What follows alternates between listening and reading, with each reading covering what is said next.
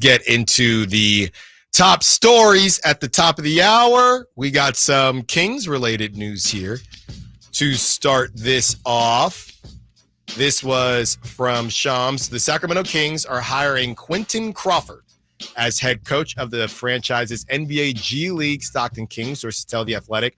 Crawford, only 33, spent the last 7 seasons as an NBA assistant, including the 2023-2024 season in Phoenix. He was part of the 2020 Lakers championship staff. I really wish that we had, and I don't even know who we would talk to, but just get a thought process on how it just feels so random, right? To pick, and we talked about this before, to pick, okay, who wants to stay in the NBA?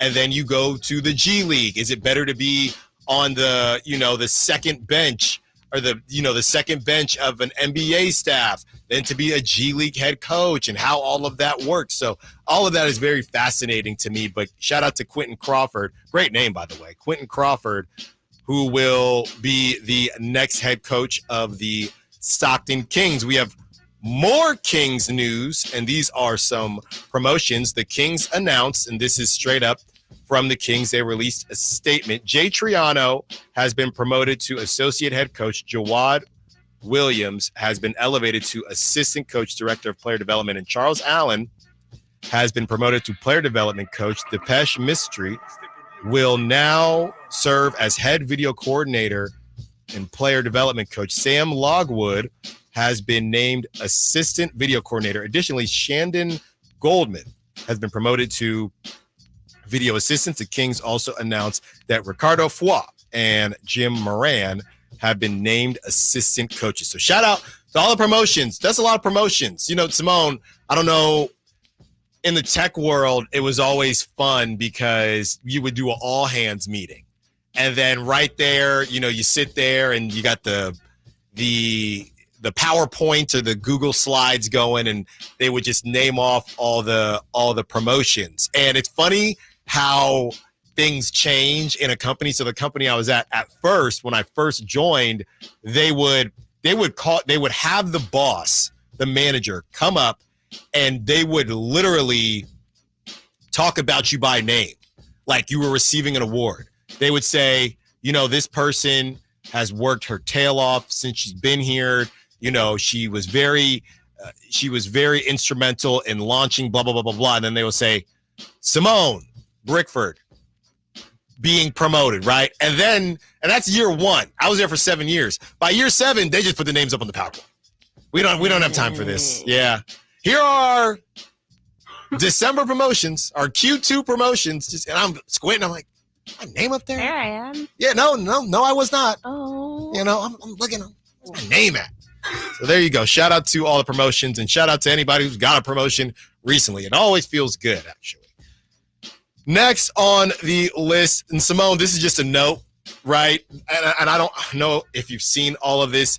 The Dylan Raiola clone with Mahomes situation. Goodness. So what's even funnier than that? He wears 15. He's got the hair. His dad, I think, was a center for the Lions for years, or he played on one of the D line or offensive line for years. What was interesting about that is that he actually, I think he decommitted from Georgia, and I have a theory, Simone. You might call me crazy.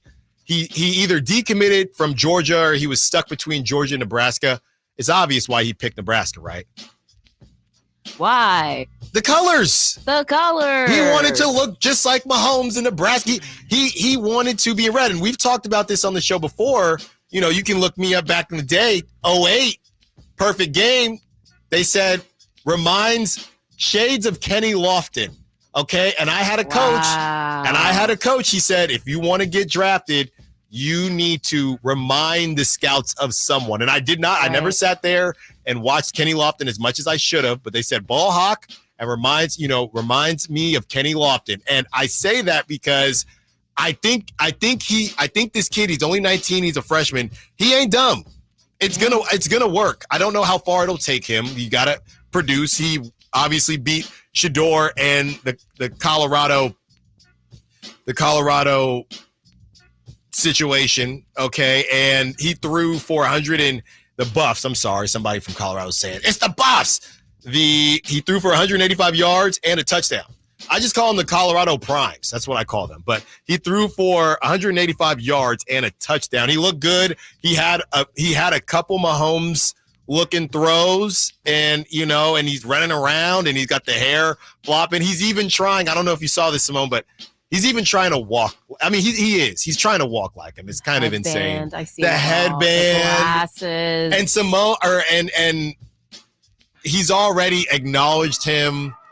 Mahomes did, and he said, that's my little cousin. So it's genius. I'm going to say it. If I looked, and that's what I was saying, you know what? I know Trae Young ended up all right, but Trae Young, he didn't really need to do anything because everybody already thought he was kind of similar to Steph. He should have cut that hair, okay, because he was getting clowned for the hair. He should have looked just like Steph Curry. Should have tried to pull that off. And he still got drafted.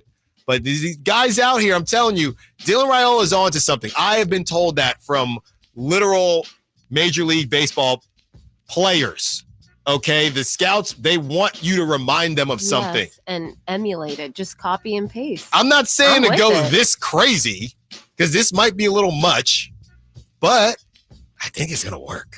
I think it's going to work too. Wait, I don't understand your qualm with it. You're saying that he's leaning into it too much?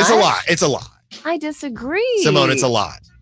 Let him get his bag. Yeah. And if this helps him, deceive everyone, then get it. You know what's going to happen. They're going to be in a commercial together. Just wait. Allstate. With Jake. And now Chris will hate that if Jake's in it. A good name. Oh, stop it. Okay, next, we have two more. Next, Aaron Rodgers is next on the documentary list. Aaron Rodgers. It's called Aaron Rodgers Enigma. It is coming out on Netflix. It kind of highlights his comeback from the Achilles. Are you interested in that, Simone? No. I know that content-wise, for the jobs that we do, it's going to be great, and there's going to be a lot to pull and dissect. Yeah. But no, I don't think it's going to be a dynamic watch for me. You talk about insufferable. Yes. I mean, he's going to try to just talk and talk. Oh my goodness. I don't know how much I'm going to get through. It can't be more than 5 episodes. I can't do that. I don't even know if I could do 3. I don't even know if I could do 3. All right. Last but not least on the list, top stories at the top of the hour. Look, I've been hard on the Raiders today, but I am not Carmichael Dave. If you only listen during crosstalk, you might not get my sense of humor or my sense of fandom, okay? I am a Raider fan. Okay, I'm just sad.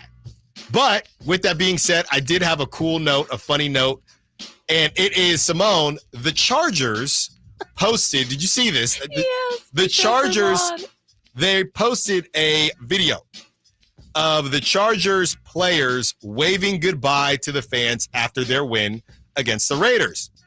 The only problem is it was a home game for the Chargers.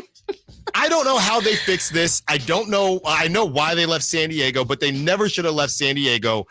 I know it's specifically bad with the Raiders because the Raiders were in LA, but that's embarrassing. Waving goodbye to fans as if you're at an away game when you were at home.